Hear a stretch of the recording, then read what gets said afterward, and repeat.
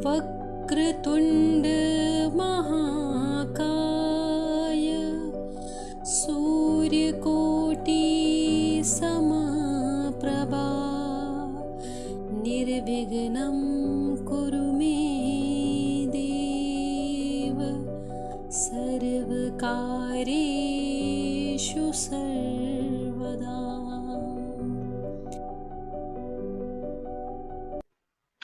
नमस्कार, मार्तन टीवी में आपका स्वागत है।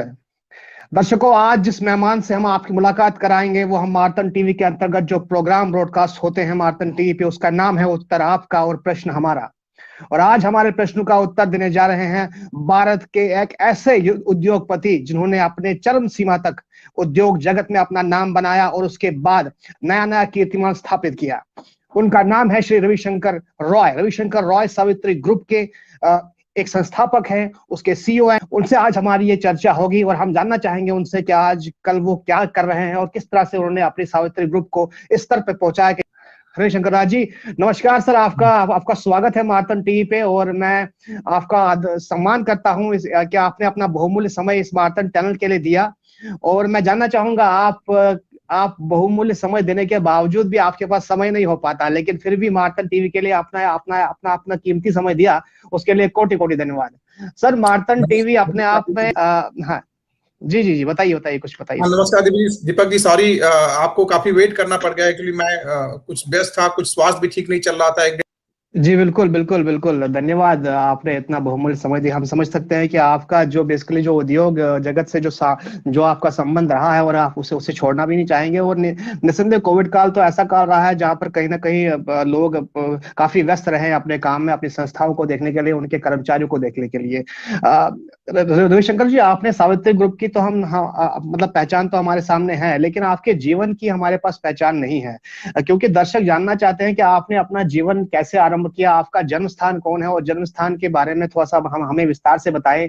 और हम जानना चाहेंगे कि आपका जो अपनी शिक्षा, जो आरंभिक शिक्षा ग्रहण की और फिर उसके बाद आपने जो बैचलर्स डिग्री इलेक्ट्रॉनिक्स में प्राप्त की, वो भी आपने कहां से प्राप्त की और किस तरह से आपने आज सावित्री ग्रुप को जिस स्तर पे है वहां ले आए। क्योंकि युवाओं के लिए जानना बहुत अनिवार्य है, क्योंकि मैं समझता हूं कि अगर कोई गांव से बिलोंग करता है तो उसके लिए वो यात्रा कैसी होगी, वो सुखद यात्रा होगी या कठिन यात्राओं से उसे गुजरना पड़ेगा, तब जाके सावित्री ग्रुप जैसा मकाम जो आपने हासिल किया है उनको भी हासिल हो सकता है भविष्य में। धन्यवाद दीपक जी, मुझे अपने चैनल पे बुलाने के लिए। एक्चुअली मैं रहने वाला हूं पूर्वांचल में, एक गाजीपुर जिला है।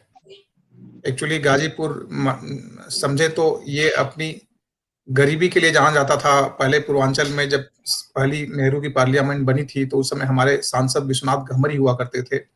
वो पार्लियामेंट में जो पशु होते हैं, जैसे गाय और भैंसें होती हैं, गाय होती है, भैंस होती है, जो पशु होते हैं वो क्या करते हैं कि जब कच्चा गेहूं या जौ खा जाएंगे तो वही निकालेंगे पेट से। वो पचा नहीं पाते हैं, उनकी कुछ होती है कि जौ होता है या गेहूं होता है, वो पचा नहीं पाते हैं, तो वही निकालते हैं। तो मेरा जिला बहुत पिछड़ा हुआ जिला रहा है गाजीपुर, और विश्वनाथ घमरी एक बाल्टी में, बर्तन में गाय का गोबर लेके पहुंच गए थे पार्लियामेंट में और रोने लगे थे कि हमारे यहाँ के लोग गोबर से अनाज निकालकर उसको पीसकर आटा बनाते हैं, खाते हैं। तो पूर्वांचल से मैं बिलोंग करता हूँ। केवल यही पहचान पूर्वांचल की नहीं, पूर्वांचल काफी बौद्धिक स्तर से काफी मजबूत रहा है और पूर्वांचल ने देश को बहुत सामाजिक और राजनैतिक नेतृत्व दिया है। जैसे लाल बहादुर शास्त्री पूर्वांचल से आते हैं, राजनारायण आते हैं, जयप्रकाश नारायण आते हैं, बहुत सारे लोग हैं जो पूर्वांचल से आए। और लाल बहादुर शास्त्री के बारे में आप जानते हैं, सब जानते हैं, पूरा हिंदुस्तान जानता है। मैं व्यक्तिगत तौर पे उनका बहुत बड़ा फैन हूँ, उनका प्रशंसक हूँ, उनकी चीजों को देखता रहता हूँ, पढ़ता रहता हूँ। एक ही बात बताऊंगा आपको कि लाल बहादुर शास्त्री जो थे वो 18 महीने के प्रधानमंत्री थे, और आज तक कोई भी प्रधानमंत्री, चाहे वो 10 साल रहा हो, 15 साल रहा हो, 20 साल रहा हो, 18 महीने के प्रधानमंत्री नहीं हो सकते, उसके लेवल को टच नहीं कर सकता। जो काम 18 महीने में लाल बहादुर शास्त्री ने कर दिए, और एक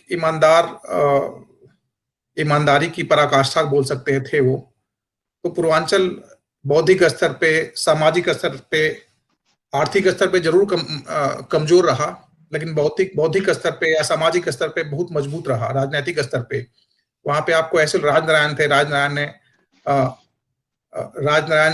एक बार इंदिरा जी जब अपने पीक पे थी, और इंदिरा जी चरमोत्कर्ष, मतलब इंदिरा जी एक हिंदुस्तान की लौ महिला मानी जाती थी, सब लोगों को लौ महिला मानते थे, और राजनीतिक दृष्टि से बहुत मजबूत हुआ करती थी। उस समय उनको राजनारायण ने चैलेंज किया, जो हमारे यहाँ से आते थे, और उन्होंने इंदिरा गांधी को रायबरेली में जाके चुनाव हराया। और इंदिरा को बोलते हैं कि कल ही एक पुस्तक पढ़ रहा था मैं, आप पढ़िएगा, आपातकाल का धूमकेतु, जो हिंदुस्तान में इमरजेंसी लगी, वो उसके इमरजेंसी लगने के पीछे राजनारायण थे, सिर्फ और सिर्फ राजनारायण। उन्होंने इलाहाबाद हाई कोर्ट में इंदिरा को इलेक्शन पिटीशन डाला था, और इंदिरा को हाई कोर्ट में हराया, इलाहाबाद हाई कोर्ट में, उसके बाद इमरजेंसी लगी। आप पढ़ेंगे जाएगा। ऐसे ही जयप्रकाश नारायण थे, वो हमारे यहाँ के थे, संपूर्ण क्रांति अब नारा है, भावी इतिहास तुम्हारा है। उसके अलावा एक और थे हमारे यहाँ, बहुत सारे लोग पैदा हुए। सहजानंद सरस्वती को आप पढ़िए। सहजानंद सरस्वती किसान आंदोलन के जनक थे, और अपने समय के गांधी से बड़े नेता माने जाते थे। एक बार उन्होंने कांग्रेस छोड़ के कांग्रेस से बड़ी संस्था खड़ा कर दी, किसान आंदोलन हिंदुस्तान में, जिसको सुभाष चंद्र बोस को कहना पड़ा। मतलब सहजानंद ही असली किसान नेता हैं हिंदुस्तान के। तो बहुत सारी विभूतियां हैं वहां पे। मैंने बोला कि हम लोग आर्थिक दृष्टि से बहुत कमजोर रहे हैं, लेकिन हम लोग सामाजिक, राजनीतिक और बौद्धिक दृष्टि से बहुत ऊपर रहा है पूर्वांचल। और कुछ चीजें मैं आपको बताऊं कि जो पूरी दुनिया है, मैं कुछ किताबें पढ़ता आता हूँ, मेरा शौक है पढ़ना। पूरी दुनिया जो अमीर हुई है, यूरोप से लेके लंदन तक, यूके तक, वो हमारे पूर्वांचल के चलते हुई है। पूर्वांचल के पैसे से भी बहुत बड़ी बात है। ये मैं स्टेटमेंट दे रहा हूँ आपको, कभी डिटेल में इस पे चर्चा करेंगे, बट अगर इतिहास को खंगालेंगे, ढूंढेंगे तो मिल जाएगा आपको। तो मैं गाजीपुर का रहने वाला हूँ दीपक जी, शिक्षा दीक्षा भी वहीं हुई। और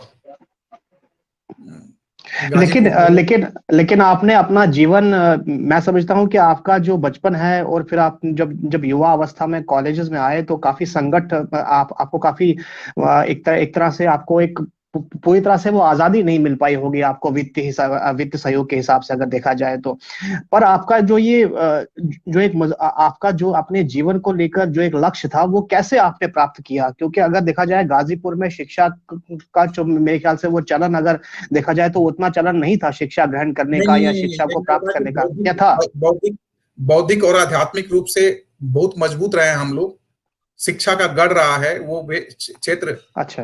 वहाँ नालंदा यूनिवर्सिटी, मगध यूनिवर्सिटी वहाँ हुआ करती थी, उसी क्षेत्र में इलाहाबाद यूनिवर्सिटी थी, बनारस यूनिवर्सिटी। तो ऐसे भी शिक्षा के आध्यात्मिक रूप से वो, अगर पुराण में भी जाएंगे तो यमदग्नि ऋषि का आश्रम, बहुत सारे आश्रम, भृगु आश्रम, बहुत सारे आश्रम वहाँ रहे हैं। तो विश्वामित्र का आश्रम बक्सर में था। तो वो एरिया आध्यात्मिक रूप से बहुत मजबूत रहा है, चाहे गुरुकुल परंपरा के तहत रहा हो, गुरुकुल के समय से रहा हो, चाहे अभी रहा हो। अभी पिछले 20-25 सालों में शिक्षा का थोड़ा सा स्तर बदला है। हम लोगों के टाइम में शिक्षा सबको उपलब्ध थी, ऐसा कोई चैलेंज नहीं था, और शिक्षा के लिए बहुत पैसे नहीं खर्च करने पड़ते थे। मतलब इजिली सबके रीच में थी शिक्षा, और समाज ऐसा था कि लोग पढ़ लेते थे, जो पढ़ना चाहे पढ़ लेता था, कोई बहुत दिक्कत नहीं होती थी। तो चलिए, ये तो आपने अच्छा एक तरह से आपने विचार रखा, क्योंकि अक्सर जब हम गाँव की बात करते हो तो ऐसा लगता है कि गाँव में कहीं ना कहीं कुछ चीजों का अभाव रहता है, तो इस कारण से वहां का जो युवा है या वहां के जो जन है, वो अपने लक्ष्य को प्राप्त नहीं कर पाते। लेकिन ये सही, इतने होने के बावजूद भी ये वहां पर ये था, और लोगों में ये इतनी जागृति थी कि अपने बच्चों को वो शिक्षा ग्रहण करने की ओर प्रेरित किया करते थे। लेकिन सर, आपसे मैं जानना चाहूंगा, सावित्री को अपने आप में मैं आपको रोकूंगा यहाँ पे। एक्चुअली ये विरोधाभास है। गांव में जो बच्चे रह रहे हैं, उनके पास शिक्षा ग्रहण की संभावनाएं ज्यादा है कंपेयर टू ये मेट्रो सिटीज है, जो मुंबई है, दिल्ली है। बिकॉज यहाँ पे डिस्ट्रैक्शन ज्यादा है। आपके पास बहुत ज्यादा चीजें हैं डिस्ट्रैक्ट होने की। आपके पास मोबाइल है, मतलब बहुत सारी चीजें हैं कि जो आपको डिस्ट्रैक्ट करती हैं। आज की डेट में भी जो आप देखेंगे तो ज्यादा बच्चे, जो पढ़े लिखे बच्चे आ रहे हैं, वो हो सकता है झारखंड, बिहार, बंगाल, उड़ीसा, केरला, कश्मीर के सुदूर क्षेत्रों से आ रहे हैं। बिकॉज दे एजुकेशन वहां पे है। और एजुकेशन क्या है कि एक अपना सेल्फ डिसिप्लिन होता है। तो अगर आपके पास डिस्ट्रैक्शन कम है तो आपके पास ज्यादा संभावना है कि आप अच्छा कर जाएंगे, और उनके पास एक मोटिव है। मैं यहाँ देखता हूँ, यहाँ के युवा से मिलता हूँ, दिल्ली और मुंबई के युवा से, तो यहाँ के युवा को देखता हूँ कि उसके पास वो ऑलरेडी आसान्वित है ही, उनके पास होप है कि हम MBA कर लेंगे, ये कर लेंगे, एक सेल्समैन बन जाएंगे तो कुछ नौकरी मिल जाएगी तुरंत। क्लास 12 पास करते करते ग्रेजुएशन जाते जाते वो पार्ट टाइम नौकरी करने लगता है, पार्ट टाइम पैसे अर्जित करने लगता है। बट जो एक रूरल इंडिया का युवा है वो सोचता है कि नहीं, उसके पास ये ऑप्शन होते नहीं है, तो सिर्फ शिक्षा उसके पास एक ऑप्शन है कि अच्छी शिक्षा ग्रहण करे और अच्छे से अच्छा करे। उनके पास अभी भी डॉक्टर, इंजीनियर और IAS के ऑप्शन होते हैं। तो इसलिए पाएंगे आप कि ये लोग उधर से आते हैं तो ज्यादा इस क्षेत्र में आते हैं। तो शहरों की अपेक्षा ग्रामीण भारत के युवाओं के पास अभी भी शिक्षा के लिए अच्छा स्कोप है, मैं ये कह सकता हूं। जो कि भ्रांतियां आप मेरी बात पहले सुन पा रहे हैं? थी। जी जी, बिल्कुल बिल्कुल सुन पा रहा हूँ, और अच्छा लगा आपके विचार समक्ष रख रहा आपने अपना जो ग्रामीण भारत का जो आपने संदर्भ रखा हमारे सामने, अपने आप में बहुत नया संदर्भ है। क्योंकि लोग अक्सर जब गाँव की बात करते हैं, मैंने मार्तन टीवी पे कईयों को निमंत्रण दिया, जब भी हम गाँव की बात को लेकर जब आगे बढ़ते थे तो हमें ये कहा जाता कि वहां पर अभाव है, शिक्षा का अभाव है, या वहां पर राज्य स्तर पे उन गाँव में कुछ हो नहीं रहा, या फिर वहां पर लोकल एडमिनिस्ट्रेशन कुछ नहीं करे, तो इस कारण से वहां पर युवा जो है वो आगे बढ़ नहीं पा रहा। लेकिन आपने ये बताया कि वहां पर समूचा ढांचा जो है वो बना हुआ है, और युवाओं और जो परिवार है वो अपने बच्चों को शिक्षित करने में उतने ही सक्षम है जितना कि एक शहरी परिवार है। लेकिन शहरों में अभाव हो सकता है, लेकिन गाँव में ऐसा अभाव नहीं है। और आप खुद आप अपने ग्रामीण भारत से आए हैं। 100% सत्य है दीपक जी, क्योंकि आप समझिए, शिक्षा सिर्फ स्कूल में नहीं मिलती है, शिक्षा घर में मिलती है। शिक्षा एक वो होती है, शिक्षा एक जुनून होता है, एक परंपरा होती है। तो अभी भी गांव में जो माँ बाप हैं या बुजुर्ग हैं, वो बच्चों की शिक्षा को लेके काफी गंभीर हैं। शहरों में ये बात दिखाई नहीं देती। आपके शिक्षित होने में पूरा एक आपके माँ, सबसे पहले आपकी माँ बाप, परिवार, समाज, ये सारे लोग मिलकर एक व्यक्तित्व का निर्माण करते हैं। तो कहीं ना कहीं यहाँ पे वो चीजें शहरों में भाग दौड़ में या शहरों की आर्थिक मजबूरियां हैं, उसके चलते इसलिए छूट जाती हैं। और आज से नहीं दीपक जी, आज से अगर 100 साल पहले के इतिहास को पढ़ेंगे तो आप पाएंगे कि जो यूके में या यूरोप में या US में बहुत सारे लोग IT तो आज पिछले 20 सालों में ग्रो किया है। IT के इंजीनियर बन के लोग जाते हैं, मैनेजमेंट बन के लोग जा रहे हैं UK में, US में। लेकिन 50 साल पहले के इतिहास को ढूंढेंगे तो हिंदुस्तान से या तो गिरमिटिया मजदूर गए या टीचर गए, बहुत सारे प्रोफेसर टीचर गए। उसमें से आप ढूंढना चालू करेंगे तो 80% की पृष्ठभूमि कहीं ना कहीं ग्रामीण रही थी। वो ग्रामीण भारत से पढ़ के अमेरिका में की सारी यूनिवर्सिटियों में जाके वो टीचिंग का काम करते थे, पढ़ाते थे अमेरिकन को, ब्रिटिशर्स को और पूरे यूरोप को। तो पहले एक परंपरा थी। पहले आज बताया कि आज पिछले 20 सालों से एक IT बूम आ गया, मैनेजमेंट बूम आ गया, तो लोग IITN और MBA लोग जाने लगे। पहले या तो मजदूर जाते थे, गिरमिटिया मजदूर जो ब्रिटिशर ले गए, और मजदूर जाते थे मजदूरी करने, या एक शिक्षक जाता था शिक्षा देने। तो दोनों चीजें हमारे पास थी ग्रामीण भारत में, मेहनत भी थी, मेहनत मजदूरी भी थी, और शिक्षा भी थी। इसीलिए ऑक्सफोर्ड यूनिवर्सिटी से कई यूनिवर्सिटी जब रिसर्च करेंगे तो आज से 50 साल पहले बहुत सारे शिक्षक मिल जाएंगे, प्रोफेसर मिल जाएंगे जो ग्रामीण भारत से गए थे।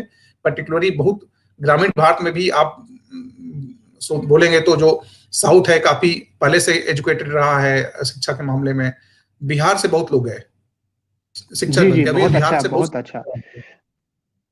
रविशंकर जी, आपकी दर्शक जानना चाहेंगे कि जो आपकी यात्रा है, एक तरह से आप ग्रामीण भारत में जन्मे, ग्रामीण भारत में आपने अपनी शिक्षा प्राप्त की, और ग्रामीण भारत के बाद जब आप एक युवा के रूप में देखे गए तो फिर आपने यूनिवर्सिटी ज्वाइन की। लेकिन जानना चाहेंगे कि आपने सावित्री जैसे संस्था को कैसे खड़ा किया, और आज आप सावित्री संस्था करीबन 21 साल पुरानी है और काफी विकसित हो चुकी है। ये केवल अब देश में ही नहीं, विदेशों में भी इसकी चर्चा हो रही है। और जो इसके यंत्र जो आप मैन्युफैक्चर करते हैं, जो आप फिर बाद में भारत सरकार के उद्योगों में या जो निजी क्षेत्र की जो कंपनीज है वहां पर ये इन यंत्रों का प्रयोग होता है। सावित्री ग्रुप को आपने ऐसे कैसे खड़ा किया? हम जानना चाहेंगे कि आपकी कौन सी ऐसी मतलब ऐसा ऐसा वो स्वप्न था जो आपने बचपन काल में देखा था, फिर युवा आते आते उसको आपने रूपांतरित कर दिया जमीन पे, और सावित्री को आज आपने इतना बड़े स्तर पे आप ले आए हो। एक्चुअली हमेशा से एक सोच थी कि जब मैं अपनी पढ़ाई पूरी करने के बाद मैंने नौकरी शुरू किया 94 में, तो 94 से 99 तक मैंने जॉब किया।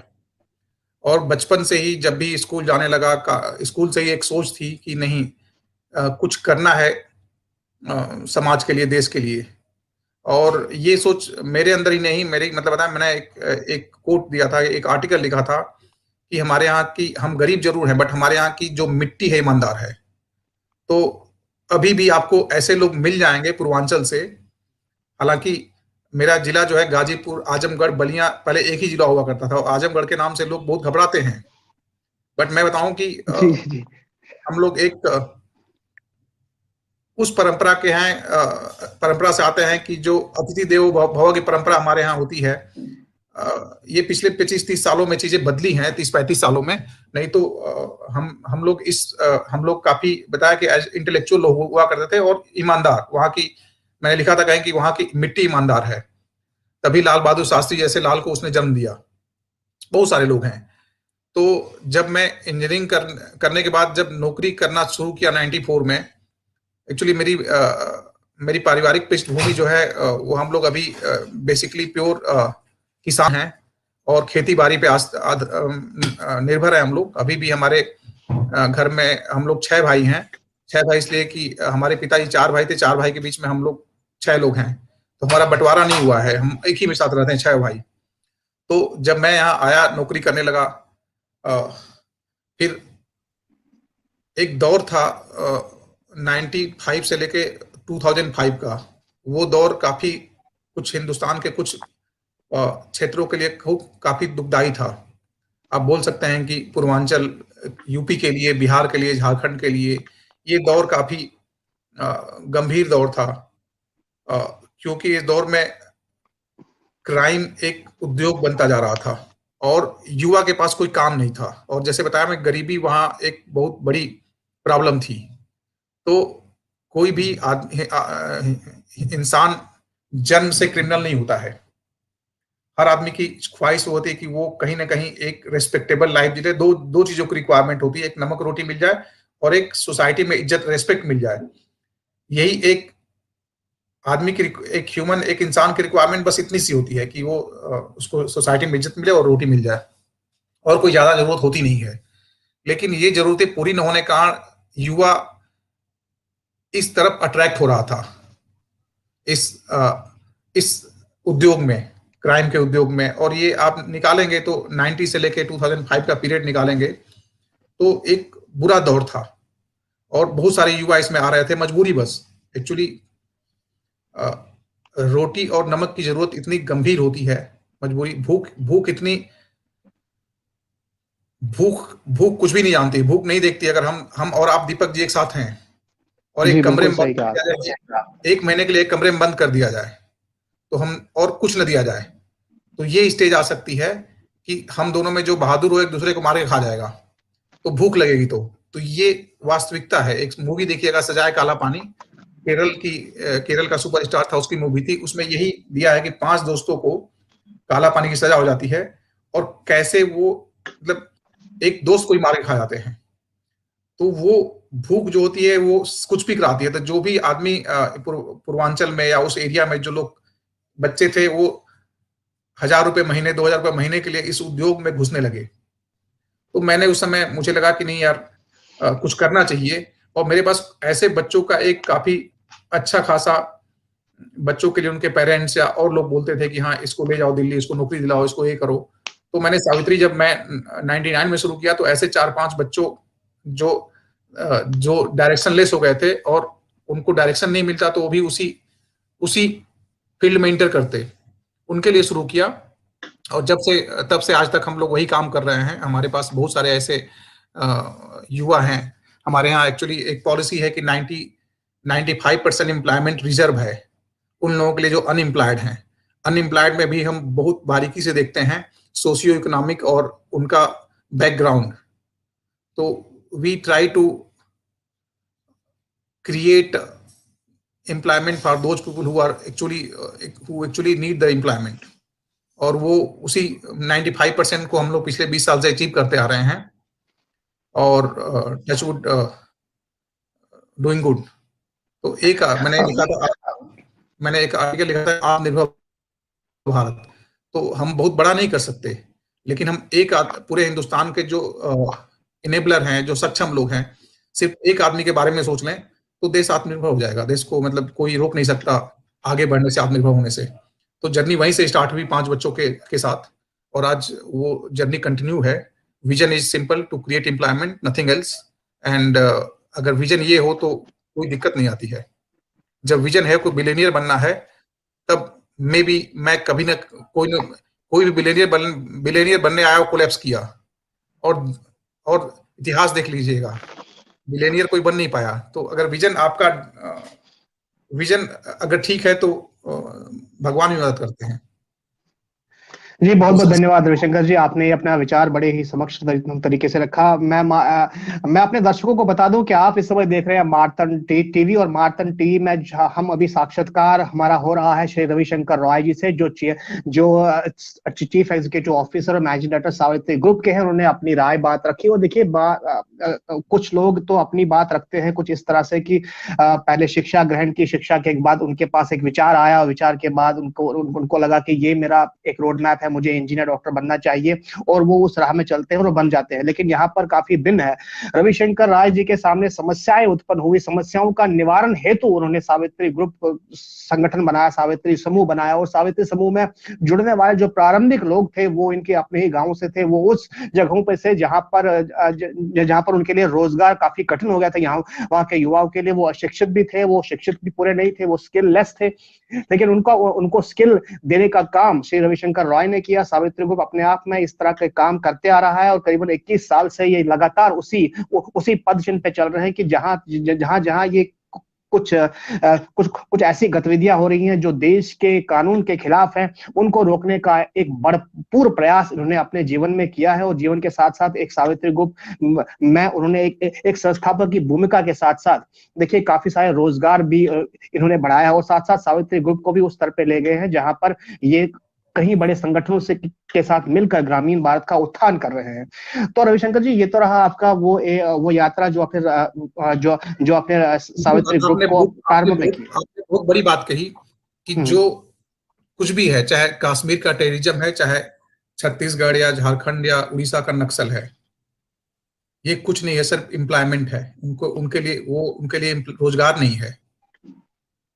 अगर उनको रोजगार दे दिया जाए तो ऐसा कुछ नहीं करेंगे कि जो गलत हो। देखिए मैं इस बात से आपसे पूरी तरह सहमत हूँ। जानना चाहूंगा कि हाँ जी बताइए। इसमें और एक जोड़ूंगा मैं कि मेरा एक आर्टिकल टाइम्स ऑफ इंडिया में पब्लिश हुआ था। उसमें यही था कि पहले हिंदुस्तान को लोग सोने की चिड़िया बोलते थे। इसका मतलब ये कतई नहीं था कि यहाँ कोई पैरट या कोई पीकॉक या कोई मैना तोते की थी, अरे सोने की थी। यहाँ की इकोनॉमी डिसेंट्रलाइज थी, डिसेंट्रलाइजेशन ऑफ इकोनॉमी थी, इसीलिए सोने की चिड़िया थी। यहाँ पे हर एक गांव में सब कपड़े से लेके खाना। हमारे गांव में पहले, अगर आप 100 साल पहले के हिंदुस्तान को, जब सोने की चिड़िया बोला जाता था, उस समय के हिंदुस्तान को अगर अध्ययन करेंगे तो पाएंगे कि गांव अपने आप में एक छोटा सा मोहल्ला, गांव या सोसाइटी या मोहल्ला बोल सकते, कुछ भी बोल सकते, व्हाट एवर यू से। इन city, in Delhi it is a small area society. तो पूरा हिंदुस्तान क्या एक डिसेंट्रलाइजेशन इकोनॉमी पे चल रहा था। डिसेंट्रलाइजेशन इकोनॉमी क्या थी कि एक गांव में, एक छोटा सा गांव था, वहां पे सब जरूरत के सामान बनते थे, वहां बर्तन बनते थे, वहां बर्तन के अलावा कपड़े बनते थे, वहीं अनाज पैदा होता था, वहीं दवा बनती थी, वहीं सब्जियां उगती थी। मतलब जिंदगी में जो भी चाहिए आप कुछ भी कल्पना कर लीजिए। टूथपेस्ट बनते थे वहां पे, जिंदगी की किताबें बनती थी, छपती थी, अखबार छपते थे। तो हर गांव में हर काम होते थे, सारी इकोनॉमी वहीं लोग, और यूजर कौन था, वहीं के आसपास के लोग यूज करते थे, और एक दूसरे के साथ अपनी, इसलिए सोने की चिड़िया था। डिसेंट्रलाइजेशन ऑफ इकोनॉमी थी, हर गांव में होता था ये चीजें। अब क्या मुगल आए, तो मुगलों ने देखा कि यहाँ जो भी बाहर से विदेशी आए, वो हिंदुस्तान में से पैसे कमाने आए, बिकॉज ये सोने की चिड़िया थी, सोने की चिड़िया को लूटने आए थे। यहाँ कोई रूल करने नहीं आए थे, यहाँ के लोगों को सिखाने नहीं आए थे, लूटने आए थे, सिंपल सी लैंग्वेज में। क्योंकि एक इंडिया ही था जो सोने की चिड़िया था, और इसको लूटने के लिए सब लोग आए। तो मुगल आए, तो मुगलों ने देखा कि यहाँ तो आप सब कुछ डिसेंट्रलाइज है, यहाँ कुछ नहीं कर पाएंगे आप, तो उन्होंने धीरे धीरे इसको सेंट्रलाइज किया।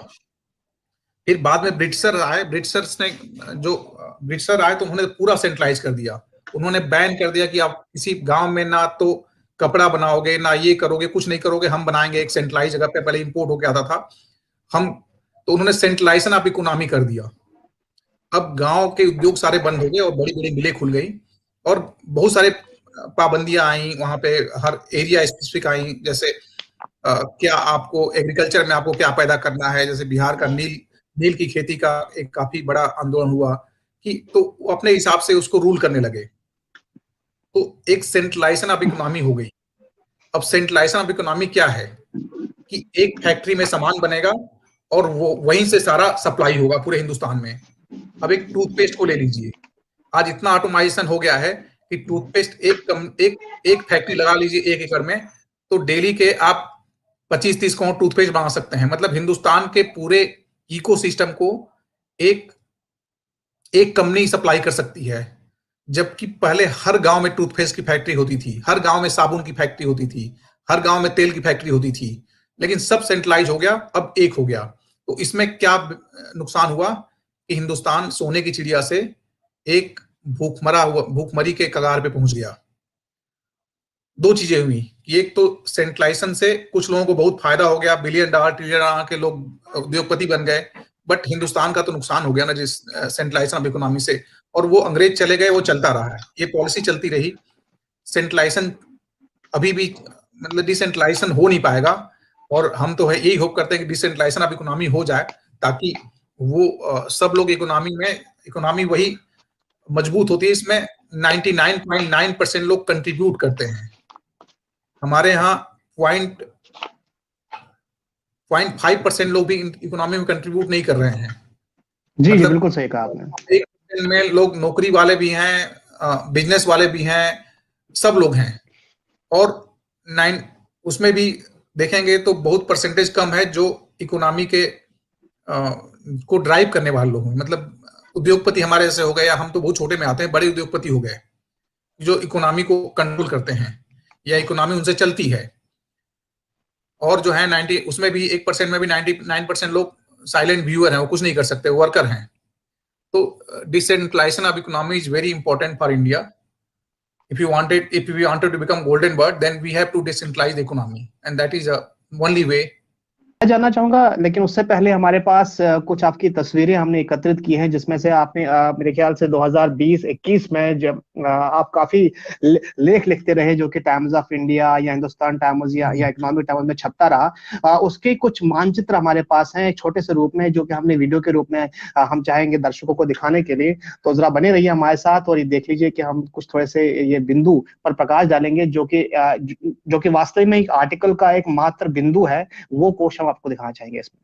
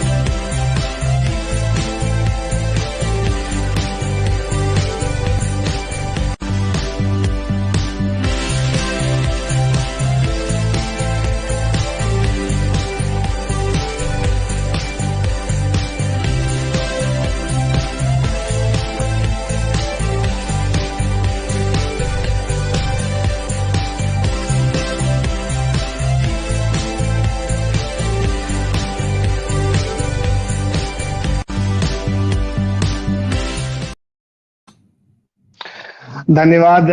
देखिए, बहुत जानकारी हमें मिली है। साथ मेरा ये आपसे अनुरोध भी है कि मार्तन टीवी में आने वाले मेहमान जो है वो अपने आप में बहुत बड़े होते हैं, बहुत व्यापक होते हैं और उन्होंने अपने जीवन में काफी संघर्ष किया होता है, तब जाके वो उस मकाम पे पहुंचते हैं कि जब उनको मार्तन टीवी अपने यहाँ पर एक अनुभवी के रूप में उनको निमंत्रण देता है और चाहता है कि वो जो विचार साझा करें वो आपके लिए लाभकारी सिद्ध हो। और क्योंकि हमने आज रविशंकर जी राज जी को यहाँ निमंत्रण दिया, तो मैं चाहूंगा कि आप जाने और समझें कि रविशंकर राज जी की यात्रा क्या रही और उनकी सावित्री ग्रुप को बनाने में पीछे उनका मकसद क्या था।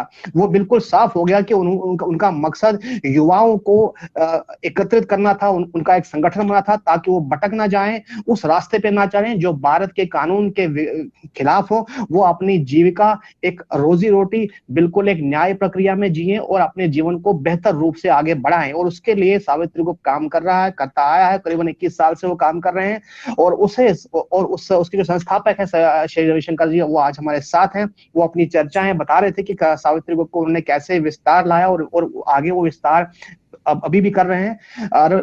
रविशंकर राज जी, मैं जानना चाहूंगा आपसे कि अभी जो आपका 21 साल का सफर रहा है, तो इस 21 साल के सफर में आपके लिए काफी संघर्ष भी रहा होगा, काफी कठिनाइयां भी आपने झेली होंगी। सावित्री ग्रुप जहां पर प्रारंभ में यह छोटी संस्था हुआ होगी, जहां पर 4 या 5 बंदे होंगे, लेकिन आज ये बड़ा व्यापक है जहां पर करीबन 200-300-400 एम्प्लॉयज आपके अंतर्गत होंगे। तो कैसा रहा वो आपका दौर जहां पर आपको कुछ कठिन परिश्रम भी करना पड़ा और कहीं ना कहीं आपको शायद जीवन में ऐसा दौर भी आया होगा जब लगा होगा कि शायद संस्थाओं में कुछ फंड्स के कारण कुछ दिक्कतें आ रही, उससे भी आप निकल पाए। तो कैसा रहा है, अगर आप वो संक्षेप में हमें बताना चाहेंगे किस तरह का वो सफर रहा और कैसे आपने उससे आप बाहर निकले, ताकि युवा ये समझ पाए कि काफी क्या अगर संस्था एक बार कोई संस्था बनाते हैं, उसको एस्टैब्लिश करते हैं, तो उसको एक स्थापित रखने के लिए किस तरह का परिश्रम करना पड़ता है। ऐसा नहीं है कि आपने बना दी और छोड़ दिया और वो बनती गई, वैसा नहीं होगा। आपको हर दिन उसमें अपना योगदान देना पड़ता है। दीपक जी, आपने बहुत बड़ी बात बोली कि सबसे पहली बात तो आपने काफी कोट दिखाए मेरे, बट मेरा जो सबसे, आपने ये भी बोला कि मैं काफी बड़ा आदमी हूँ। ऐसा कुछ नहीं है, मैं बहुत छोटा आदमी हूँ, मैं बड़ा आदमी नहीं हूँ। और मैं एक 3 बेडरूम के घर में रहता हूँ, बहुत छोटे से घर में, ठीक है। और मैं मतलब बड़ा मैं समझता नहीं बड़ा होता क्या है, मुझे इस सब से थोड़ा सा नहीं, अच्छा नहीं। बड़े से केवल यही मेरा मानना है कि जिस तरह से आपने सावित्री समूह को विस्तार किया, उसमें आपने युवाओं को जोड़ा और युवाओं के उस दर्द को आपने समझा जो शायद कोई और नहीं जान पाया, आपने उसको संगठन से आपने उसको जोड़ दिया। और संगठन के बाद तो मैं समझता हूँ ये एक बहुत बड़ा महान कार्य हो सकता है अगर आप मेरी दृष्टि से देखें तो। मैं एक कोट मेरा दिखाना आप भूल गए, जो कि मेरा सबसे फेवरेट कोट है। I was born as a human being, but I'm still trying hard and struggling to be a human. तो मैं बड़ा तब जब मैं मनुष्य बन जाऊंगा। मैं मनुष्य बनने की प्रक्रिया में बन नहीं पाया हूँ। So I'm struggling hard and trying my level best to be a human. I was born as a human being. So that is all about me. मैं जब लाल बहादुर शास्त्री का 0.001% बन जाऊंगा तो मैं मान लूंगा कि मैं सफल हो गया। तो ये बड़ा जीवन आसान नहीं है, बहुत संघर्ष है। जो बताया कि कैसे कठिनाइयां तो इस देश में मतलब कुछ ऐसा हो गया है कि आप देश में पैदा हो गए ही कठिनाइयों से आपको पाला पड़ जाता है। तो बिजनेस तो एक ऐसा है कि आप फाइनेंशियल इंस्टीट्यूशन है, अगर आप ईमानदारी से बिजनेस करना चाहें इस हिंदुस्तान में तो कठिन है, इतना आसान नहीं है ईमानदारी से बिजनेस कर लेना। और किसी को भी अगर बिजनेस शुरू करना हो तो उसको फंडिंग चाहिए होगी बैंक से। बैंक को अगर जाके बोलेंगे कि मेरे पास 1600 एम्प्लॉय है, मुझे लोन दे दीजिए, तो एम्प्लॉय मतलब कोई भी यहाँ पे मैन पावर लायबिलिटी की तरह ट्रीट होता है, एसेट की तरह ट्रीट नहीं होता है। तो कॉन्सेप्ट एक अलग है हमारे यहाँ कि आप जो मैन पावर है उसको, जैसे बाहर कई कंट्री ऐसे कि जहां पे अगर आपके पास 100 एम्प्लॉय हैं तो एम्प्लॉय को एसेट माना जाता है कि आपने इतना एम्प्लॉयमेंट क्रिएट किया है, तो दैट इज योर कोलेटरल। ईमानदारी से बिजनेस करने की दिक्कतें हैं और कर नहीं पाएंगे, बड़ा मुश्किल काम है। तो वो उसमें कहीं ना कहीं बदलाव आ रहे हैं, अब काफी चीजें बदल रही हैं और आगे और बदलेंगी। बट समस्याएं तो रोज झेलनी पड़ती हैं। मैं बताऊं कि 3-4 साल पहले मैं इतना परेशान हो गया था कि मैं देश छोड़ के जाने के चक्कर में था कि मैं हिंदुस्तान छोड़ दूंगा, मैं कोई और देश ढूंढ लूंगा, कोई और देश बना लूंगा, क्योंकि अपना देश बनाऊंगा। बट एक दिन जब रामायण का वो प्रसंग देखा, मेरे लिंक्डइन पे वो वीडियो है और आर्टिकल भी है, जब रामायण का मैं प्रसंग देखा कि जब रामचंद्र जी आते हैं और धरती, एक मिनट का वीडियो देखिएगा कभी, वो धरती को चूमते हैं और बोलते हैं जननी जन्मभूमि सद स्वर्गादपि गरीयसी, कि माता और जन्मभूमि का स्थान स्वर्ग से भी ऊपर है। ये मैंने विचार बदल दिया। ये समस्याएं आएंगी और 2-3 कोट जो आपने दिखाए तो उसमें बताता हूं कि जैसे 2-3 चीजें, जैसे आपने दिखाया, skill development is the direct outcome of employment, vice versa may not be true. जी जी, वो पिछले 3-4 सालों से मैं रेगुलर जहां भी कोशिश करता हूं बोलूं इस चीज को, स्किल डेवलपमेंट से कुछ नहीं हो सकता। आप रोजगार दीजिए, स्किल वो अपने आप सीख जाएगा। तो उद्योगों का काम है लोगों को रोजगार देना। जब आप एक बार काम दे देंगे किसी को तो 4 महीने में आदमी काम सीख जाएगा। लेकिन आप वही सोचेंगे किसी को काम सिखा दें और उसको रोजगार मिल जाएगा, ये पॉसिबल नहीं है। तो स्किल, वही एक skill development is direct outcome of employment, vice versa may not be true. कोई भी स्किल अगर वो उसके लिए कुछ स्किल बहुत जरूरी होता है जिंदगी में। जैसे मुझे अपना कपड़ा साफ करने आना चाहिए, मुझे खाना बनाने आना चाहिए, मुझे घर बर्तन धोने आने चाहिए, मुझे झाड़ू पोछा आना चाहिए। ये स्किल मेरे लिए जरूरी है, क्योंकि ये स्किल के बिना मैं मनुष्य नहीं बन पाऊंगा। लेकिन अगर मुझे IoT सिखा दीजिए, आर्टिफिशियल इंटेलिजेंस सिखा दीजिए, तो मेरे लिए वो किसी काम का नहीं है जब तक मुझे रोजगार ना मिले। तो स्किल डेवलपमेंट एक बहुत इंपॉर्टेंट सब्जेक्ट है जो मैं बोलता हूं हमेशा। दूसरा, मैं लोगों को भी बोलता हूं कि आप परेशानियों से भागिए मत। मेरे पास बहुत बच्चों का फोन आता, मैसेज आता है, फोन आता है कि नहीं, they wanted to be successful entrepreneur, करना चाहते हैं। तो उनको एक ही चीज है, सफल होने के लिए सिर्फ एक चीज करना पड़ेगा। If you are passionate, hard working, honest and ready to face the worst, then you have the highest possibility of becoming a successful entrepreneur and great leader. तो पैशन, हार्ड वर्किंग, ऑनेस्टी, ये 3 चीजें बहुत जरूरी हैं आपको सफल होने के लिए। और इसके अलावा हमेशा आपको तैयार रहना पड़ेगा कि कुछ भी हो, ठीक है। कि आत्मनिर्भर भारत, तो उसमें आपने दिखाया हो कि आत्मनिर्भर भारत का मतलब ये नहीं कि हम आत्मनिर्भर हो जाएं। आत्मनिर्भर भारत का मतलब ये है कि हम लोगों को आत्मनिर्भर बनाएं। तो जितने सक्षम लोग, कैपेबल लोग हैं, उनको कोशिश करनी चाहिए कि सिर्फ एक आदमी को आत्मनिर्भर बना दीजिए, आत्मनिर्भर भारत अपने आप हो जाएगा। दूसरा, उद्योग का मतलब केवल अपना पेट भरना नहीं होता है। उद्योग का वास्तविक मतलब लोगों को अस्थायी, सतत और सम्मानजनक रोजगार देना। Stable, sustainable, respectable employment, that is the meaning of industry, that we have to take ownership. ये हमें करना पड़ेगा। तो संघर्ष तो है, संघर्ष तो रहेगा, और बिना संघर्ष के तो इंसान आदमी बन ही नहीं सकता। आप ह्यूमन की प्रक्रिया है, तो संघर्ष आपको करना पड़ेगा। अगर आपका सपना है, जी जी, बिल्कुल सही कहा आपने। मैं चाहता हूं कि जो हमारे दर्शक हैं और विशेषकर जो युवा है जो आपकी तरह बनना चाहते हैं और आपके कहीं ना कहीं फैन भी हैं, और उन्होंने हमें कहा था कि इन्हें आप लाइए और इस मंच पे हम सुनना चाहेंगे, इनकी जीवनी सुनना चाहेंगे, इनका वो सफर सुनना चाहेंगे जहां पर इन्होंने एक संघर्ष किया अपने जीवन में। तो आपने खुद बताया काफी संघर्ष था। आपने भले ही आपने उन मूल बुद्धों को केवल छुआ, उसको पूरा विस्तार नहीं दिया, लेकिन हम समझ गए कि संघर्ष कहाँ कहाँ आपने किया। और आपने एक सिस्टम पे भी थोड़ी सी उंगली उठाई है कि सिस्टम को बदलना अनिवार्य है, क्योंकि अगर सिस्टम बदलेगा तो ही आपकी जो जीविका है वो सुचारू रूप से आगे बढ़ पाएगी। और दूसरी बात है कि आप अगर विस्तार करना भी चाहो तो उसके लिए आपको पूरा सहयोग चाहिए। केवल एकमात्र बिंदु देखने से वो हल नहीं होगा। जैसे कि आपने खुद कहा कि बैंक्स की जो दृष्टि आपकी ओर है, वो संस्थाओं को केवल लायबिलिटी समझती है, हालांकि वो एसेट नहीं मान पाती।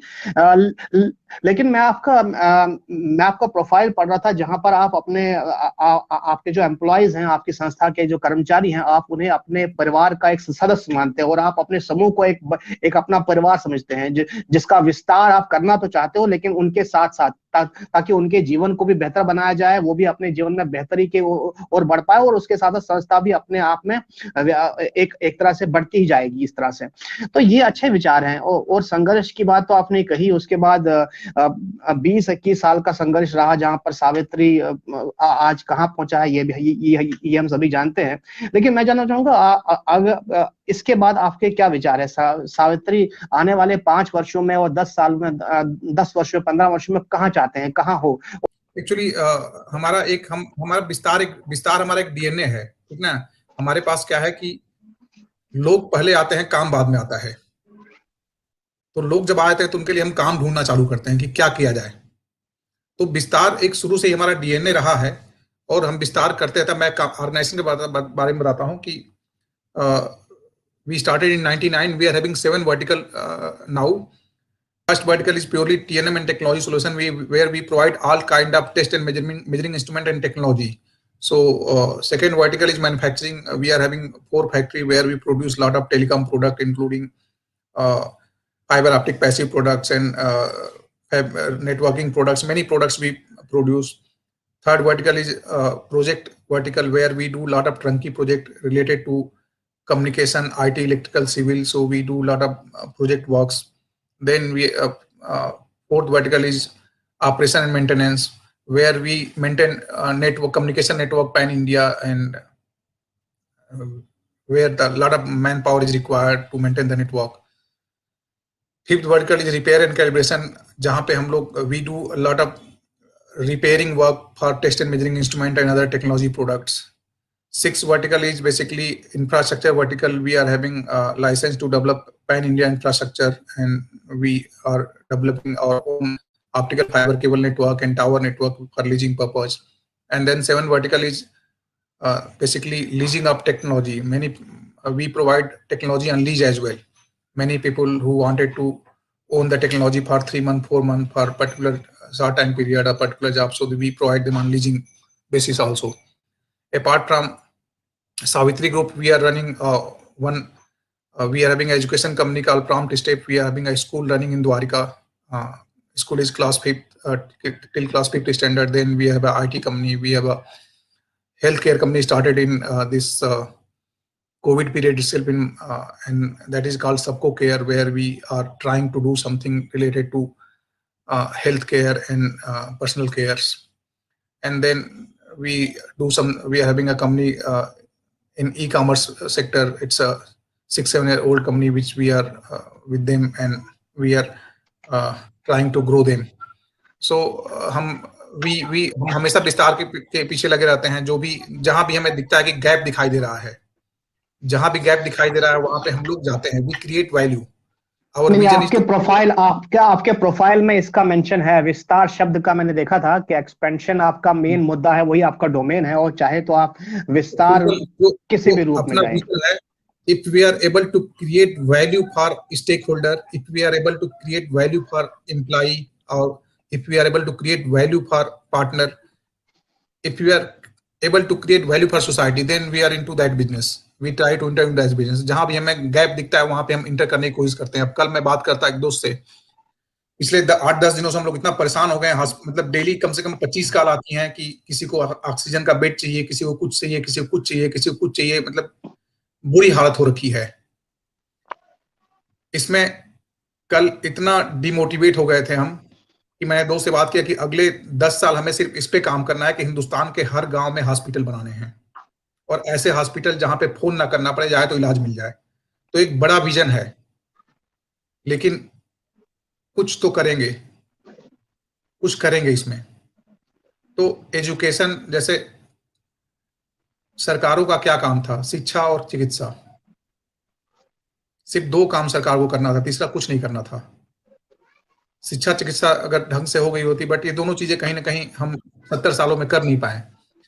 दुनिया की सबसे 5 बड़ी कंपनियां लाई हैं, जो सबसे रिच कंपनियां हैं, वो अभी उस लेवल को टच नहीं कर पाएंगी जिस लेवल पे पहले इतिहास में लोग पहुंच चुके हैं।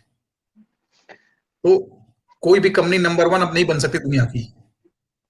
ये नंबर 1 इनफैक्ट ऑलरेडी, आपने शायद अपने आर्टिकल में भी लिखा था, जो मैंने शायद हाँ, अभी कुछ महीने नंबर 1 पहले पढ़ा ऑलरेडी था। पैदा होके नंबर 1 ऑलरेडी पैदा होके मर चुका है। ठीक ना? हम्म।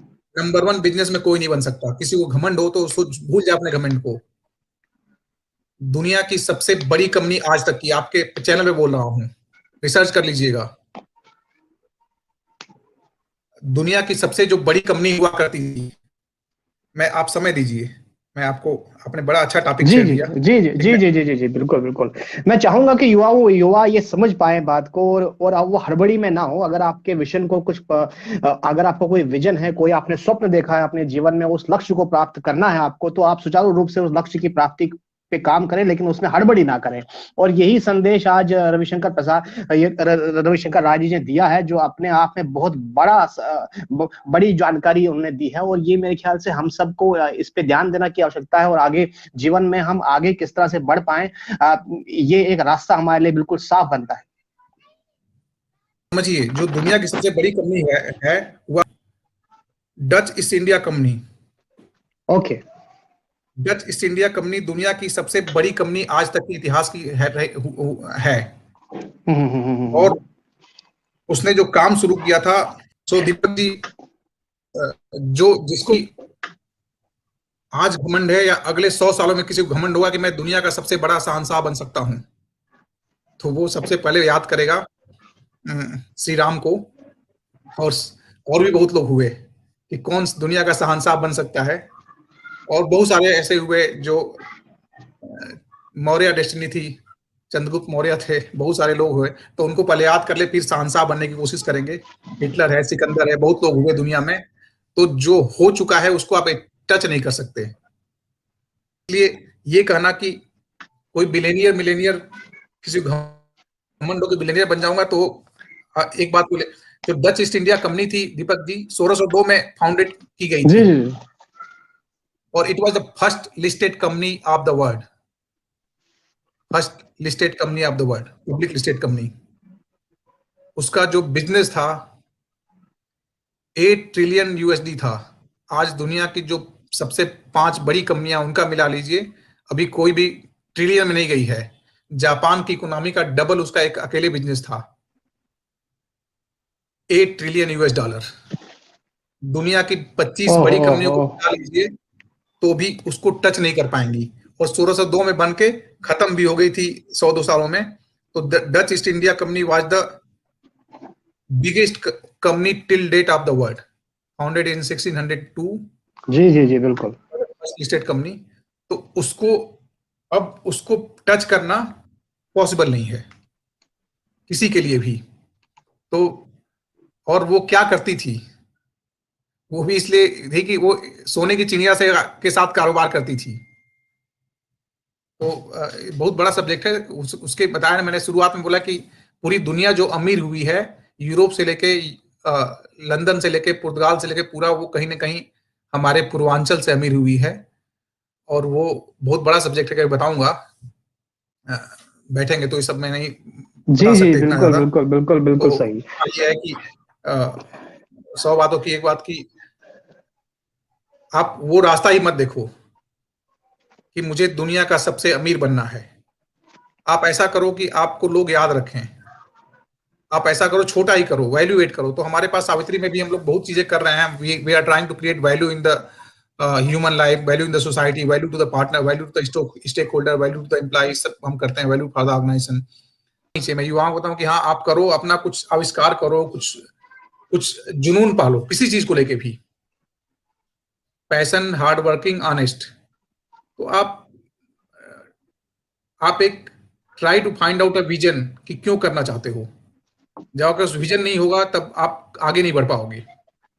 तो बिजनेस, मैं बहुत सारे युवाओं से मिलता है, बिजनेस किस लिए, बहुत ज्यादा पैसा कमा लूंगा। तो उसके लिए तो बहुत सारे रास्ते हैं, बिजनेस ही क्यों, पैसा कमाने के तरीके और हैं, बहुत सारे तरीके हैं, कुछ भी कर लो। तो ये उद्योग का मतलब पैसा कमाना नहीं होता है। तो विजन कुछ अलग होना चाहिए। उद्योग का मतलब आविष्कार होता है, एम्प्लॉयमेंट जनरेशन होता है। उद्योग का मतलब लोगों के जीवन में परिवर्तन लाना होता है। जी, बहुत अच्छा लगा रवि जी, आपके जो विचार हैं वो अपने आप में सक्षम। मैं समझता हूँ कि जो दर्शक हैं, जो इसको देख पा रहे हैं, और जो विशेषकर जो युवा है, उसके लिए तो एक सीख है आज की, कि किस तरह से अपने जीवन में संघर्ष लाया जाए, और संघर्ष के चलते वो अपने जीवन को एक उस मकाम तक पहुंचाए जहां पर वो दूसरों युवाओं को भी रोजगार दे दे। लेकिन साथ साथ आपने बड़ी अच्छी बात कही कि आप केवल पैसा ना देखें, और बिलियनियर का सपना लेकर आप ना बढ़े। आप केवल आपका जो विजन है, आपकी जो इनोवेशन है, उसको देखें, और उसका आविष्कार करने की आप सोचें, और कोई चीज आविष्कार करें जो समाज के लिए अच्छा हो, जो आपके लिए घर के लिए अच्छा हो, जो आपके विजन के लिए पैसिनेट रहें। आपका सबसे पहला जी जी जी इंपॉर्टेंट विजन, किस लिए आप बिल्कुल करना चाहते बिल्कुल हैं, बिल्कुल विजन, और बिल्कुल उसके पीछे बिल्कुल पैशन। तो विजन जी जी जी जी विजन बहुत अगर अगर आप विजन ठीक होगा तो वो कहीं ना कहीं आपकी मदद करेगा, वो भी सब मदद करेंगे। हमारे जो दर्शक हैं जो उसको देख रहे हैं, तो वैक्सीनेशन पर अगर आप थोड़ा सा उनको जानकारी दें कि वैक्सीनेशन किस तरह का है, और क्या करवाना उचित रहेगा उनके लिए, तभी हम इस त्रासदी से, इस महामारी से बाहर निकल पाएंगे। एक्चुअली वैक्सीनेशन बहुत जरूरी है, बिकॉज अभी भी सर्वे आ रहे हैं कि जिसने वैक्सीन लगवा ली थी उसको इम्पैक्ट नहीं कर रहा है ज्यादा। तो वैक्सीनेशन बहुत इंपॉर्टेंट है। हमने एक चीज, जैसे क्या हम लोग कहीं ना कहीं कैजुअल हो जाते हैं। कोविड धीरे धीरे यहाँ से खत्म हो रहा था, बिल्कुल और सर। बहुत लोग इस चीज को गलत मानेंगे कि लॉकडाउन, पिछली बार हमारे माननीय प्रधानमंत्री जी ने लॉकडाउन लगाया 21 दिनों का या 30 दिनों का, वो एक अच्छा कदम था, उसका विरोध लोग करेंगे, लेकिन उसी के चलते कोविड काफी कंट्रोल हो गया। देखेंगे तो कोविड का ग्राफ काफी नीचे आ गया था। तो वैक्सीनेशन बहुत जरूरी है। वैक्सीनेशन अगर रहेगा तो कम से कम आपको होगा भी तो आप इससे बच पाएंगे। दूसरा ये है कि बताया कि सेकेंड लहर के आने का रीजन क्या है। हम भी सोचते हैं कि हम लोग इतने कैजुअल हो गए थे 2 महीने पहले कि हमें लगा कि कोरोना खत्म हो गया हिंदुस्तान से, जबकि पूरी दुनिया से या कहीं भी ऐसा कोई रिसर्च नहीं आया था कोरोना खत्म हुआ। लेकिन हम हिंदुस्तानी लोग, दिल्ली के लोग खासकर, रोज पार्टियां होने लगी, रोज सब अपना चालू हो गया। मतलब ऐसे लगा कि जीवन, मतलब अगर 1 महीने पहले की बात करेंगे तो लगे जीवन ऐसा हो गया था कि सब, मतलब कोई दिक्कत थी नहीं, सब लोग अपना अपने मगन थे, लगा कि ये खत्म हो गया। और वही वही कैजुअल अप्रोच हमारी इसको इस सेकेंड वेव में कन्वर्ट कर दिया इस बीमारी को। तो अगर हम लोग कैजुअल नहीं हुए होते, जब तक कि वैक्सीनेशन नहीं हो गया होता पूरे हिंदुस्तान का, तब तक हम लोग प्रिकॉशन लिए होते, तो शायद ये हमें सेकेंड वेव से जूझना ना पड़ता। तो ये बहुत जरूरी है कि हम लोग सारे लोग मिलकर इसका, जो भी सरकार बोल रही है या जो भी लोग सरकारें बोल रही हैं कि यहाँ मास्क का पालन करें, सोशल फिजिकल डिस्टेंसिंग करें, शारीरिक दूरी का पालन करें, तो ये सारी चीजें, और लोगों को बचा के रखें, मतलब भीड़ इकट्ठा ना करें, तभी इसे बचा जा सकता है। क्योंकि अभी इसे बचने का कोई और हमारे पास उपाय नहीं है सिवाय वैक्सीनेशन के, और ये सब चीजें फॉलो करने के अलावा। और दूसरी बात अब ये है कि अब तो ये 18 वर्ष के ऊपर के जो आयु है वो भी लगवा सकते हैं, तो अब तो कोई समस्या है नहीं। अब केवल इतना है कि आप सोच समझकर अपना समय निकालें और वैक्सीनेशन के लिए तैयार रहें। पहली मई से जो 18 से ऊपर हैं और 45 के जो हैं वो तो लगवा ही रहे हैं, और मैं समझता हूँ कि ये अच्छा एक कदम होगा हमारे लिए। जितनी जल्दी हम वैक्सीनेशन अपने आप को करवा लें और फिर दूसरे डोज के लिए भी प्रतीक्षा करें, तब तक आप बचे रहिए, कहीं अच्छी जगह पे रहिए, कहीं कहीं एक तरह से अपने आप को बचा के रखना पड़ेगा आपको। और मेरे ख्याल से ये फिर ये संभावना हो सकती है कि हम इस महामारी से एक तरह से मुक्त हो जाएं। रविशंकर जी, आपने काफी जी एक मैसेज बताइए। पढ़ रहा था दीपक जी, किसी का मैसेज पढ़ रहा था। अभी क्या है ना कि जैसे ये बीमारी कहीं, मतलब ये बीमारी तभी होती है ना, लाइक मैं इसको ज्यादा मतलब आइडिया नहीं है, लेकिन ये बीमारी मैक्सिमम टाइम जब इन्फेक्टेड के करीब आते हैं और ब्रीथिंग से संपर्क होता है तभी होती है मैक्सिमम टाइम। हो सकता है कि 80-90% से ज्यादा आंकड़ा हो। तो अगर डिस्टेंसिंग को फॉलो कर लें इसको, तो काम भी कर सकते हैं। ऐसा नहीं है, बहुत सारे कंट्री हैं जिसने इसको कंट्रोल किया है, काम करते करते कंट्रोल किया है। लोग अपने को लॉकडाउन में नहीं ले गए। हमें समझना पड़ेगा। देखिए, उदाहरण के तौर पर अगर आप देखें, इजराइल में तो मास्क लगाना अब अनिवार्य नहीं रह गया। ऑस्ट्रेलिया ने भी इसी तरह का मतलब एक पालन करना, जो मास्क का पालन पहले किया जाता, अब उससे उनको मुक्ति मिल गई है।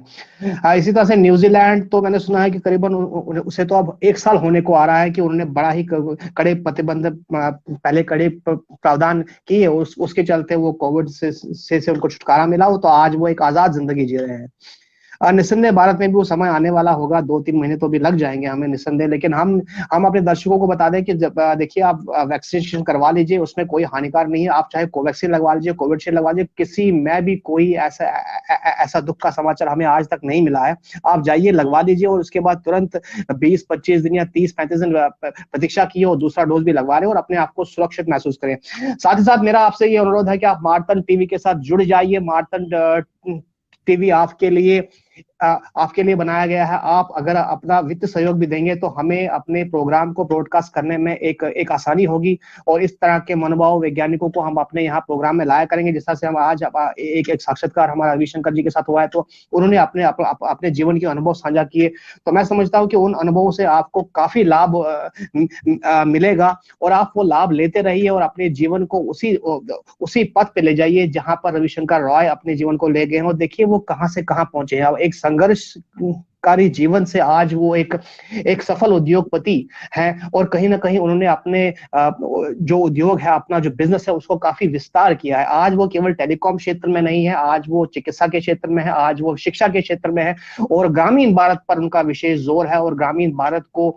एक सुदृढ़ बनाने के लिए वो काफी प्रयास करें। और विशेषकर युवाओं कि उन्होंने बात कही कि युवाओं को कैसे संस्थाओं के साथ जोड़ना चाहिए, और उनकी युवाओं को अपना एक परिवार का मित्र समझकर वो अपनी संस्था को आगे बढ़ा रहे हैं। ये अपने आप में बहुत बड़ी बात है, और अगर हर व्यक्ति इसी विचार पे आगे बढ़े तो मैं समझता हूँ संस्थाएं बन सकती हैं, और संस्थाओं का विस्तार हो सकता है, और संस्थाएं व्यापक चल सकती हैं, और संस्थाएं सफलता पूर्वक आगे बढ़ सकती हैं, और विश्व में अपना एक नाम कर सकती हैं। और सावित्री समूह उसमें से एक है, और आज उन्हीं के संस्थापक श्री रविशंकर रॉय जी के साथ हमारा ये साक्षात्कार हो रहा है। मैं उनसे एक अंतिम एक विचार लेना चाहूंगा कि हमें अब अपने भारत को सक्षम बनाने के लिए युवाओं पर क्या एक जोर देना चाहिए, रविशंकर जी। फिर मैं वही बात बोलूंगा कि कहीं ना कहीं हमें युवाओं को प्रोत्साहित करना पड़ेगा, और उनको कोशिश करना पड़ेगा कि वो आत्मनिर्भर, हमें मदद करनी पड़े। आत्मनिर्भर शब्द नहीं है। आत्मनिर्भर, मैंने बताया कि आत्मनिर्भर not about, it's about to making other आत्मनिर्भर। तो हमें सब सक्षम लोगों को कोशिश करना पड़े कि एक एक आदमी को हम आत्मनिर्भर बनाएं, उनको किसी तरह गाइड करें, सपोर्ट करें, मोटिवेट करें कि वो अपने को आत्मनिर्भर बनाएं। हमने एक स्कूल चालू किया, तो स्कूल का टारगेट है हम कि क्लास 5 तक ही रखेंगे, क्योंकि मनुष्य का विकास 10 साल तक हो जाता है। कोई बच्चा जिंदगी में आगे चल के क्या बनेगा, वो उसके बेसिक शुरुआती के 10 सालों तक के डेवलपमेंट पे निर्भर करता है कि वो लक्ष्य पे करता है। हाँ, वो क्या सीख रहा है 10 सालों में। 10 सालों में उसकी शिक्षा पूरी हो जाती है, और सब क्लास 10 पास कीजिए, इंटर पास कीजिए, बीएससी कीजिए, पीएचडी कीजिए, सब कुछ कर लीजिए, लेकिन आप बनेंगे वही, आपका 90% जो करेक्टर है डिफाइन हो जाएगा 10 साल की उम्र तक। तो प्राइमरी शिक्षा बहुत इंपॉर्टेंट है, और प्राइमरी शिक्षा घर में मिलती है, माँ बाप से मिलती है, सोसाइटी से मिलती है। कहीं ना कहीं अगर आप दीपक जी देखेंगे तो आज की डेट में क्या हम बचपन से बच्चों को सिखाते हैं कि बेटा अमीर बन जाओ, ऐसे कर लो, तो शुरुआत में ही होड़ हो जाती है कि पैसे कमाने हैं। ज्ञान नहीं कमाना, पैसे कमाने हैं। तो पैसे कमाने, और किसी तरीके से, तरीका कुछ भी हो, इस पे हमें लगाम लगानी पड़ेगी। लगाम लगानी पड़ेगी। तो पैसा तो एक आज आर्थिक युग की जरूरत है, वो भी जरूरी है, बट इतना जरूरी नहीं कि उसके पीछे एक रेस लगाई जाए। सही बात है। और जितनी आवश्यकता है उतना ही आप कमाइए, उतना ही सही रहेगा। तभी आपको मानसिक शांति भी मिलेगी, संतुष्टि मिलेगी, और आप जीवन में कुछ कर पाएंगे। दूसरे के लिए कमाइए। सही। हम आइडियल किसी बिलियनियर को या किसी ट्रिलियनियर को नहीं मान सकते, क्योंकि वो खत्म होगा। जी। ये खत्म होने वाले लोग नहीं। भगत सिंह हमारे आइडियल रहेंगे, क्योंकि देश के लिए 21 साल की उम्र में उन्होंने जान दे दिया और अमर हो गए। तो आइडियल बनिए। आप मनुष्य जीवन 100 सालों का है, 50-80 सालों का है, आज 70 सालों का हो गया है। अगर आपको अगले 1000 साल तक, 1 लाख साल तक जिंदा रहना है, भगत सिंह अगले 1 लाख साल तक जीवित रहेंगे, मरेंगे नहीं, बट 21 साल में चले गए। तो जी जी जी जी मैं आज भगत सिंह बनने की जरूरत नहीं है, आज सिर्फ मनुष्य बनने की जरूरत है, और कुछ बनने की जरूरत नहीं है। इंजीनियर रहा हो, कोई आपको याद आता है? नहीं, कोई ईमानदारी से नहीं याद बताइए। आता। सच कहिए तो याद नहीं रहता, मुझे याद ही नहीं है। आपने सही कहा, जिन जिन नामों का आपने उल्लेख किया, उन्हीं वही नाम मेरे जहन में आ रहे हैं, और हर बार वही, अगर मैं कहीं मुंह से कोई नाम निकल जाता तो यही नाम निकलते हैं। तो उन्होंने बिलियनियर बनने के लिए नहीं किया ना, उन्होंने किया तो ऐसे सही सही। युवा उन्होंने युवा के आदर्श, जी जी, युवा के उन्होंने आदर्श। आविष्कार किया, सामाजिक आविष्कार किया, कुछ यंत्रों का आविष्कार किया जो जो आगे जाकर हमारे जीवन को उन्होंने आसान बना दिया। निसंदेह आपका मार्तन टीम में आने के लिए धन्यवाद रविशंकर जी। आपने अपना बहुमूल्य समय दिया, और आपने अपना बहुत समय दिया इसमें, और युवाओं के लिए आज आपका जो ये मंत्र है कि आप जिए लेकिन पैसों के लिए ना जिए, आप अपने अपने जीवन के लक्ष्य को निर्धारित करें, उस पर सुचारू रूप से काम करें, और निसंदेह जब आप उस लक्ष्य में प्राप्त होंगे, जब उस लक्ष्य की प्राप्ति होगी, तो पैसा भी आता रहेगा आपके पास, उसमें कोई संदेह की बात नहीं है। और मैं अपने मार्तन टीवी के दर्शकों से एक बार फिर से अनुरोध करना चाहूंगा कि अगर आपने मार्तन टीवी के साथ अभी तक जुड़े नहीं है तो इससे जुड़ जाइए, इसे आप सब्सक्राइब करिए, इसके बेल आइकन को भी आप क्लिक किए होगा, उससे यूं कि जब भी हम रविशंकर रॉय जैसे व्यक्तित्व को अपने यहाँ पर निमंत्रण देंगे, जब वो अपने विचार रखेंगे जो कि युवाओं के लिए विशेषकर होगा, तो आपको वो लाभकारी सिद्ध होगा। साथ ही साथ मैं ये कहूंगा कि मार्तन टीवी को आपके समर्थन की आवश्यकता है, इसको बल दीजिए। आप मार्तन मित्र बन सकते हैं। आप चाहें तो martantv.com, जो कि इस स्क्रीन पे नीचे दिया गया, आप देख लीजिए, martantv.com पे आप विजिट कीजिए। यहाँ पर मार्तन मित्र बनने के प्रोविजंस दिए गए हैं, एक विकल्प मौजूद है, आप कोई भी विकल्प चुन सकते हैं और मार्तन टीवी के साथ जुड़ सकते हैं। आप अपने नए नए आइडियाज हमारे साथ शेयर कर सकते हैं। आप चाहे तो इस मंच में आ सकते हैं, इस मंच में आप अपने विचार रख सकते हैं, हमारे समक्ष रख सकते हैं, रविशंकर जी रॉय के साथ रख सकते हैं, और जो हमारे जो ऑडियंस है उनको आप अपना एक ज्ञान बटोर सकते के लिए बना है, और आप इसमें अपना बल दीजिए, अपना समर्थन दीजिए। और साथ ही साथ मैं आज रविशंकर जी को अपने इस मार्तन टीवी पे आने के लिए एक बार फिर से उनका धन्यवाद व्यक्त करता हूं कि उन्होंने अपना बहुमूल्य समय दिया और अपने विचारों से हमें गदगद कराया। और